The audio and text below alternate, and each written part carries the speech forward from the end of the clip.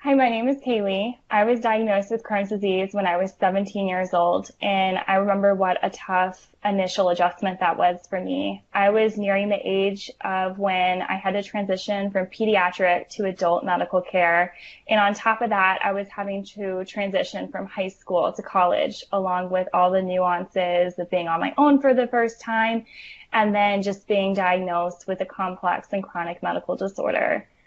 Throughout the years, I've had multiple procedures. I've had to take time off from work and school to focus on my health. But I managed to graduate and I got a second degree, and it honestly made those milestones all the more impactful. My IBD has really allowed me to develop a voice I never thought I'd be able to and really advocate for myself. It's allowed me to discover what amazing supports I have in my life and how important it is to openly communicate and make sure you have accommodations to succeed. I remember a flare I had my junior year of college. I was very malnourished. I had lost about 20 pounds and I was hospitalized. I ended up having to be on advanced nutrition support, and I was discharged having to tube feed for an extended period of time. And as you can imagine, I was pretty devastated having to do that while being on my own and in college. I was paired with this amazing registered dietitian, though, that really advocated for me, who took the time to educate and include me in every decision-making process. After about 3 weeks of tube feeding, I started feeling something I wasn't even able to articulate at the time. And in hindsight, it was the first time in such a long time I was experiencing what it's like to have stamina. I really didn't have the energy up until that point to really make it through busy days at school. And that was when I realized that nutrition support can have such a profound impact on the life of IBD patients. And I wanted to be the registered dietitian my RD had been for me those past several weeks. So here I am now. I'm completing my year of supervised practice at Cleveland Clinic, and it's been so amazing to see things come full circle and to begin having an impact on the IBD community. I found that mental health is a seriously overlooked aspect of care. I think there's this ongoing struggle of inflammatory bowel disease being an invisible illness. I think the age of onset is really hard, those teenage and young adult years, and being surrounded by your healthy peers, being able to go out and have social lives and balance that with work and school. It's really hard too when your outer appearance might not match at all what you're feeling on the inside, and having to explain this and justify this time and time again to different relationship types, your friends, your family, and sometimes even your own healthcare providers. It's a really exhausting battle to have to fight every day, and it's hard to articulate it to your healthy friends and family members who might not understand. I think too, everybody copes with their symptoms and their disease differently. I know I've even coped with different stages of my disease differently, and I found that it's okay to be feeling the way that I'm feeling in that moment. And I think the most important thing I've learned along the way is that I'm not alone, and I hope that through this video you can better realize that you're not alone in this journey too. This month actually marks the 6th-year anniversary of when I was diagnosed with Crohn's disease, and throughout the years in school, I faced my fair share of challenges. I think the first example that comes to mind was actually my first lecture hall style exam. My symptoms, unfortunately, were not under good control at that point at all, and shortly into taking my exam, I had to use the restroom pretty urgently. I tried to explain to the teaching assistant who was proctoring the exam that I needed to use the restroom, but I'd be right back to finish. And unfortunately, that wasn't the testing hall policy. And she told me that if I used the restroom, I wouldn't be allowed back into the lecture hall. I was very embarrassed. I was trying to explain the symptoms I was experiencing in my Crohn's disease. My peers were growing increasingly frustrated at me. They were trying to focus on taking their exam, and I ended up rushing through the rest of the test questions. I did very poorly on my exam, and I had to excuse myself to use the restroom. I think in that moment, it triggered a lot of anxiety. And it's an ongoing battle with my Crohn's disease as well. But in that moment, I felt very overwhelmed by my Crohn's disease. I think it was mostly because I'm very type A. So losing that sense of control over different aspects of my life was a very hard realization to come to. I think it also made me realize all the question marks I now had placed on different aspects of my life. What was the long-term impact that this disease was going to have? How am I going to manage this with school? How am I going to disclose this in the future to professors, friends, potential partners? It was very overwhelming, and I didn't have answers to any of those questions. The second example that comes to mind was the summer I had to take off from school to focus on my health. I was supposed to finally be enrolled full time and kind of catch up to speed. Not that there is a set schedule for undergraduate coursework, but I had this plan in mind about how I was going to stay on track, how I was going to graduate on time, where I thought I'd be in life.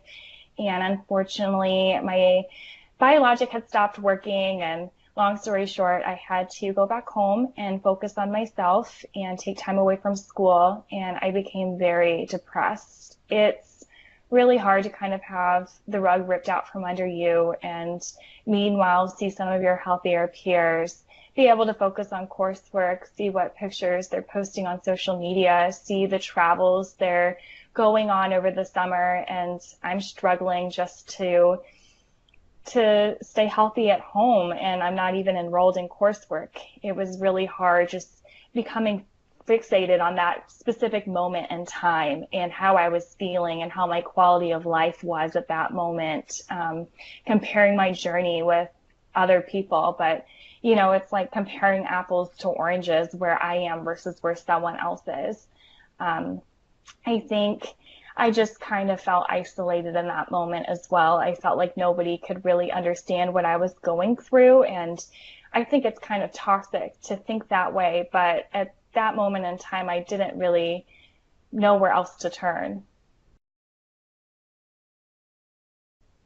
I think where I currently am in terms of my mentality is, now that I'm pursuing a higher education and working really long clinic days, I at times get really frustrated with my limitations. It's tough when you're working long hours or having to balance multiple responsibilities and your energy level, or maybe some of your other symptoms aren't as well controlled as you wish they could be. And it's the last thing you want on your mind.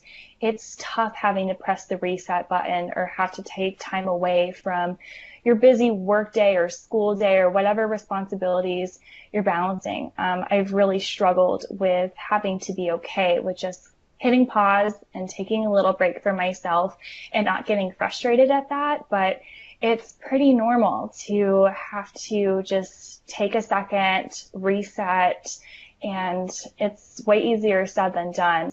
I found that openly communicating with my friends, family, and all sorts of different relationship types have really helped me better convey how my disease impacts me. I think there's that fear of scaring somebody away or sharing too much, but I found in time that the healthy relationships, the supports that you really need and want in life, are those that survive those tough conversations. I think openly communicating too with your healthcare team, it's really beneficial, I think, to have those conversations of how you're feeling, how your symptoms are impacting you mentally. Without that open communication, I found that it's really tough to address those concerns, and it really forces me to kind of bottle up those emotions in an unhealthy way if I don't communicate those feelings. I think what's helped me internally address those feelings as well is kind of shifting my mindset and my focus to instead what I'm not in control over and some of the negative aspects of my disease, to instead focusing on what I can be in control of. So even though I feel really tired because of my disease, I can focus on making sure I prioritize what's important and saying no to things and being selfish, which is a really hard skill to learn, but taking time away from myself, making sure I'm getting enough sleep, making sure I'm eating well. It's also helped me to make sure I have the proper accommodations in place. And this is also stemmed from having those open conversations with my healthcare professional. She then set me up with the Disability Resource Center at my school, and she set me up with testing accommodations, making sure my professors were aware of extended absences I'd be experiencing, if I had any procedures or hospitalizations. They just really worked with me and making sure that that would not be a stress I would have to balance on top of not feeling well. It made such a difference and allowed me to succeed in school. I think also being honest with my boss, wherever I was employed, even though it was a tough conversation to have and making the decision to be open about how my disease impacted me, having that open communication really helped to make sure that I was well accommodated too in the workplace. Throughout the years, finding the right supports have made all the difference in how I mentally cope with my disease. Being able to have conversations with patients and caregivers that really understand what it's like to live the day-to-day of inflammatory bowel disease has made such the difference in my journey. I joined a Crohn's and colitis local support group, and I also participate in the Power of Two Mentor and Mentee program, which you can find more information about on the Crohn's and Colitis Foundation website. It's made such a difference to be able to learn how to have those conversations and how they cope with their illness. I think the last point I want to stress is that if you're feeling this way, it's okay. But it's really important to have those conversations with your GI doctor or the rest of your healthcare team and really make sure you're well supported throughout this process. I wish I had realized it sooner, but I was not alone in my battle, and neither are you.